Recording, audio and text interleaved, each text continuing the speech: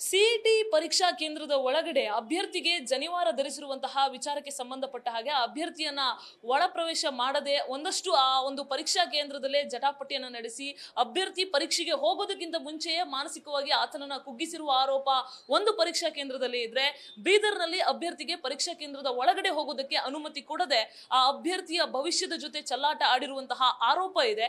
ಇದ್ರ ಬಗ್ಗೆ ಮಾತನಾಡೋದಕ್ಕೆ ನನ್ನ ಜೊತೆಗೆ ಅಖಿಲ ಕರ್ನಾಟಕ ಬ್ರಾಹ್ಮಣ ಮಹಾಸಭಾದ ಹಿರಿಯ ಉಪಾಧ್ಯಕ್ಷ ಡಾಕ್ಟರ್ ಆರ್ ಲಕ್ಷ್ಮೀಕಾಂತ್ ಅವರಿದ್ದಾರೆ. ಅವ್ರನ್ನ ಮಾತನಾಡಿಸ್ತಾ ಹೋಗ್ತಾನೆ. ಸರ್, ಮೊದಲನೇದಾಗಿ ಇದ್ರ ಬಗ್ಗೆ ನಿಮಗೂ ಕೂಡ ಗೊತ್ತಿದೆ ಅಂತ ಅನ್ಕೊಳ್ತೀನಿ. ನಿಮ್ಮ ಫಸ್ಟ್ ರಿಯಾಕ್ಷನ್ ಏನ್ ಸರ್? 30 ವರ್ಷಗಳಿಂದ ಬ್ರಾಹ್ಮಣ ಮಹಾಸಭಾದಲ್ಲಿ ತಾವು ಕೂಡ ಇದ್ದೀರಾ, ಏನ್ ಹೇಳ್ತೀರಾ? ಮೊದಲು ನಿಮ್ಮ ಸುದ್ದಿವಾಹಿನಿಗೆ ಅಭಿನಂದನೆಗಳು.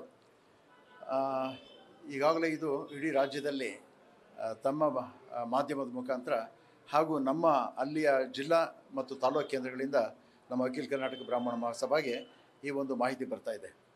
ಇದು ಅತ್ಯಂತ ಹೇಯವಾದಂಥ ಕೃತ್ಯ. ಏಕೆಂದರೆ ಬಹುಶಃ CET ಪರೀಕ್ಷೆಗೆ ಬರಲಿಕ್ಕೆ ಹೋದಂಥ ವಿದ್ಯಾರ್ಥಿಗಳು ಯಾವ ಸಮಾಜದವರು ಅಂತ ಬಹುಶಃ ಅಧಿಕಾರಿಗೆ ಏನಾದ್ರು ಮೊದಲೇ ಗೊತ್ತಿತ್ತ ಅಂತ ಅಂದ್ಬಿಟ್ಟು ನಾವು ಈ ಸಂದರ್ಭದಲ್ಲಿ ಅದನ್ನು ಅರ್ಥ ಮಾಡ್ಕೋಬೇಕಾಗ್ತದೆ. ಏಕೆಂದರೆ ನೂರಾರು ಜನ ವಿದ್ಯಾರ್ಥಿಗಳು CET ಪರೀಕ್ಷೆ ತೊಗೊಳ್ತಾರೆ. ಹಾಗೆ ಎಲ್ಲರೂ ನೀವು ಆ ಶರ್ಟ್ ಬಿಚ್ಚಿಸಿ ಅವ್ರನ್ನ ಬನಿಯನ್ ಬಿಚ್ಚಿ ನೀವು ಜನವಾರ ಇದೆ ಇಲ್ಲ ಅಂತ ಅಂದ್ಬಿಟ್ಟು ನೀವು ಪರೀಕ್ಷೆ ಮಾಡಿದ್ದೀರಾ? ಅಥವಾ ಯಾತಕ್ಕೋಸ್ಕರ ನೀವು ಇದೇ ಪರ್ಟಿಕ್ಯುಲರ್ ವಿದ್ಯಾರ್ಥಿನ ನೀವು ಟಾರ್ಗೆಟ್ ಮಾಡಬೇಕಾದ್ರೆ ಬಹುಶಃ ನೀವು ಎಲ್ಲೋ ಮಾನಸಿಕವಾಗಿ ನೀವು ಎಲ್ಲೋ ಸರಿ ಇಲ್ಲ ಅಂತ ಹೇಳಬೇಕಾಗ್ತದೆ. ಇದುವರೆಗೂ ಯಾವುದೇ ಇಂತಹ ಹೇಯ ಕೃತ್ಯ ನಡೆಯದಲ್ಲೇ ಇರತಕ್ಕಂಥ ಸಂದರ್ಭದಲ್ಲಿ ಸಾಕಷ್ಟು ಇಷ್ಟು ವರ್ಷಗಳ ಕಾಲ CET ಎಕ್ಸಾಮ್ ಆಗಿದೆ, ಮತ್ತು ಮುಂದೆ ಬರ್ತದೆ. ಇಷ್ಟು ವರ್ಷ ಈ ಒಂದು ಪದ್ಧತಿ ಇಲ್ಲದಲ್ಲೇ ಇರತಕ್ಕಂಥದ್ದು ತಕ್ಷಣದಲ್ಲಿ ಯಾತಕ್ಕೆ ನೀವು ಮಾಡಬೇಕಾಯಿತು ಅಧಿಕಾರಿಗಳು? ಈ ರಾಜ್ಯ ಸರ್ಕಾರದಲ್ಲಿ ಅನೇಕ ಬಹುಪಾಲು ಒಳ್ಳೆಯ ಅಧಿಕಾರಿಗಳು ಇದ್ದಾರೆ, ಬಹುಪಾಲು ಕೆಟ್ಟ ಅಧಿಕಾರಿಗಳು ಇಂತಹ ಹೇಯ ಕೃತ್ಯವನ್ನು ಮಾಡ್ತಾರೆ.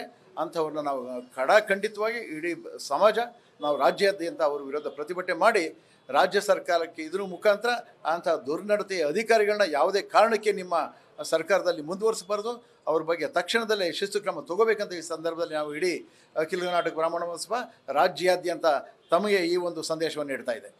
ಸರ್, ಜನಿವಾರವನ್ನ ತುಂಬಾ ಪವಿತ್ರತೆಯಿಂದ ನೀವು ನೋಡ್ತೀರಾ, ಅಂತಹದ್ರಲ್ಲಿ ಜನಿವಾರವನ್ನ ತೆಗೆದು ಕಿತ್ತು ಬಿಸಾಕೋದು ಅಥವಾ ಇದು ಒಳಗಡೆ ಎಲ್ಲೋ ಇಲ್ಲ ಅಂತ ಅದ್ರ ಬಗ್ಗೆ ವಿಡಂಬನೆ ಮಾಡುವಂಥದ್ದು ಎಷ್ಟು ಸರಿ ಸರ್? ಇದು ನಾನೀಗಾಗಲೇ ಹೇಳಿದಾಗೆ ಅಂತಹ ಅಧಿಕಾರಿಗಳು ಅವರು ಮಾನಸಿಕವಾಗಿ ಸರಿ ಇದ್ದಾರ ಅಂತಕ್ಕಂಥದ್ದು ನಾವು ಪ್ರಶ್ನೆ ಮಾಡಬೇಕಾಗ್ತದೆ. ನಿಮಗೆ ಅದನ್ನು ಅಧಿಕಾರ ಕೊಟ್ಟರು ಯಾರು? ಅಥವಾ ಏನಾದರೂ ನಿಮಗೆ ಸರ್ಕಾರದಿಂದ ಆದೇಶ ಬಂದಿದೆಯಾ? ಅಥವಾ ನೀವು ಇಂತಹ ದುರ್ನಡತೆಯನ್ನು ಮೊದಲಿಂದ ಮಾಡ್ಕೊಂಡ್ಬಂದಿದ್ದೀರಾ? ನೀವೇ ಸರ್ವಾಧಿಕಾರಿನ? ಅಧಿಕಾರಿ ಎಂದಾಕ್ಷಣಕ್ಕೆ ನೀವು ನಮ್ಮ ಕಾನ್ಸ್ಟಿಟ್ಯೂಷನ್ ಪರವಾಗಿ ನೀವು ನಡ್ಕೋಬೇಕೇ ಹೊರತು ನಿಮ್ಮ ಇಷ್ಟ ಬಂದಾಗ ನಡ್ಕೊಳ್ಳಿಕ್ಕಲ್ಲ. ಅದು ನಿಮ್ಮ ಮನೆಯಲ್ಲಿ ಇಟ್ಕೊಳ್ಳಿ, ನಿಮಗೆ ಬೇಕಾದ ಕಡೆ ಇಟ್ಕೊಳ್ಳಿ. ಇಂತಹ ಒಂದು ಮಾನಸಿಕವಾಗಿ ಆ ವಿದ್ಯಾರ್ಥಿಗೆ ನೀವು ಪರೀಕ್ಷೆ ಬರೀಲಿಕ್ಕೆ ಹೋದಾಗ ಅವನಿಗೆ ನೀವು ಹಿಂಸೆ ಮಾಡಿ ಅವನೇನು ಪರೀಕ್ಷೆ ಬರೀಲಿಕ್ಕಾಗ್ತದೆ? ಅವನು ಮಾನಸಿಕವಾಗಿ ಕುಗ್ಗೋಗ್ತಾನೆ. ಇಂತಹ ದುರ್ನಡತೆಯ ಅಹಂಕಾರದ ಅಧಿಕಾರಿಗಳ ತಕ್ಷಣದಲ್ಲಿ ಕ್ರಮ ತಗೋಬೇಕು. ಮತ್ತು ವಿಪ್ರ ಸಮಾಜಕ್ಕೆ ಏನು ಯಜ್ಞೋಪವೀತ ಜನವಾರ ಇದೆ ಅದು ಆತನ ಭವಿಷ್ಯಕ್ಕೆ ಮತ್ತು ಆತ ವಿಪ್ರ ಅಂತ ಹೇಳ್ಕೊಳ್ಳಿಕ್ಕೆ ಅದು ಪ್ರಥಮವಾಗಿ ಮಾಡತಕ್ಕಂಥ ನಮ್ಮ ಸಂಪ್ರದಾಯ ಸಂಸ್ಕಾರ. ಅದನ್ನು ನೀವು ಅದನ್ನು ಪ್ರಶ್ನೆ ಮಾಡಲಿಕ್ಕೆ ಹೋಗ್ತೀರಾ, ಅದಕ್ಕೆ ನೀವು ವಿರುದ್ಧವಾಗಿ ಹೋಗ್ತೀರಾ ಅಂದಾಗ ಖಂಡಿತ ನಿಮ್ಮನ್ನು ಯಾವುದೇ ರೀತಿ ಕ್ಷಮಿಸೋಕ್ಕೆ ಸಾಧ್ಯ ಇಲ್ಲ. ಇಡೀ ರಾಜ್ಯಾದ್ಯಂತ ಈಗಾಗಲೇ ಅದ್ರ ಬಗ್ಗೆ ತೀವ್ರವಾಗಿ ಪ್ರತಿಭಟನೆ ನಡೀತಾ ಇದೆ. ನಿಮ್ಮ ದುರಹಂಕಾರಕ್ಕೆ ತಕ್ಷಣದಲ್ಲೇ ಸರ್ಕಾರ, ಸನ್ಮಾನ್ಯ ಮುಖ್ಯಮಂತ್ರಿಗಳು, ಉಪಮುಖ್ಯಮಂತ್ರಿಗಳು ಮತ್ತು ಸಂಬಂಧಪಟ್ಟಂಥ ಏನು ವಿದ್ಯಾಮಂತ್ರಿಗಳು ಈ ತಕ್ಷಣದಲ್ಲೇ ಆತನ ಬಗ್ಗೆ ಕ್ರಮ ತಗೋಬೇಕು. ಎಲ್ಲಿ ನಮ್ಮ ಶಿವಮೊಗ್ಗ ಇರ್ಬೋದು, ತೀರ್ಥಹಳ್ಳಿ ಇರ್ಬೋದು ಅಥವಾ ಬೀದರ್ ಇರ್ಬೋದು, ಇದನ್ನು ತಾವು ಈಗೇನೋ ಕ್ರಮ ತಗೊಳ್ಳದೇ ಇದ್ದರೆ ಇಂತಹ ಪ್ರವೃತ್ತಿ ಎಲ್ಲ ಕಡೆಯೂ ಮುಂದುವರಿಯುತ್ತೆ.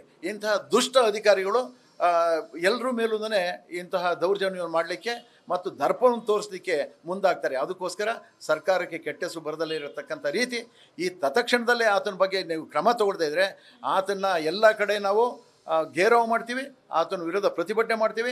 ಸರ್ಕಾರಕ್ಕೂ ಸಹ ಈ ಮೂಲಕ ನಾವು ಈ ವಿಪ್ರ ಸಮುದಾಯದ ಒಗ್ಗಟ್ಟನ್ನು ಮತ್ತು ನಮ್ಮ ಮುಂದಿನ ಕ್ರಮಗಳನ್ನು ತಿಳಿಸ್ಲಿಕ್ಕೆ ನಾವು ಇಚ್ಛೆ ಪಡ್ತೀವಿ. ಈ ಸಂದರ್ಭದಲ್ಲಿ ಸರ್, ರಾಜ್ಯಾದ್ಯಂತ ಏನಾದರೂ ಪ್ರತಿಭಟನೆ ಮಾಡುವಂತಹ ಪ್ಲಾನ್ ಇದೆಯಾ? ಅದ್ರ ಬಗ್ಗೆ ಏನಾದರೂ ಅಧಿಕೃತವಾಗಿ ಸರ್ಕಾರಕ್ಕೆ ನ್ಯೂಸ್ ಫಸ್ಟ್ ಮೂಲಕ ತಿಳಿಸ್ತೀರಾ, ಹೇಗೆ? ಹೌದು, ಈಗ ನಿಮ್ಮ ವಾಹಿನಿ ಮುಖಾಂತರ ನಾವು ತಿಳಿಸ್ಲಿಕ್ಕೆ ಇಷ್ಟಪಡ್ತಿದ್ದೀವಿ. ಈಗಾಗಲೇ ನಮ್ಮ ರಾಜ್ಯದ ಎಲ್ಲ ಜಿಲ್ಲೆಗಳಲ್ಲಿ ಇದ್ರ ಬಗ್ಗೆ ಪ್ರತಿಭಟನೆ ಮಾಡಲಿಕ್ಕೆ ಆಯಾ ಜಿಲ್ಲೆಯ ನಮ್ಮ ಏನು ವಿಪ್ರ ಮುಖಂಡರಿದ್ದಾರೆ ಅಲ್ಲಿಯ ನಮ್ಮ ಏನು ನಮ್ಮ ಇದು ನಮ್ಮ ಈ ಮಹಾಸಭಾದ ಸಂಘಟನೆಗಳಿದೆ, ಅದ್ರ ಮುಖಾಂತರ ಈಗಾಗಲೇ ಶಿವಮೊಗ್ಗದಲ್ಲಿ ಸಾಮಾನ್ಯ ನಮ್ಮ ಮಾಜಿ MLAಗಳಾದ ಪ್ರಸನ್ನ ಕುಮಾರ್ ಅವರು ಹಾಗೂ ದತ್ತಾತ್ರೇಯರವರು ಈಗಾಗಲೇ ಅಲ್ಲಿ ಪ್ರತಿಭಟನೆ ಮಾಡಲಿಕ್ಕೆ ಶುರು ಮಾಡಿದ್ದಾರೆ.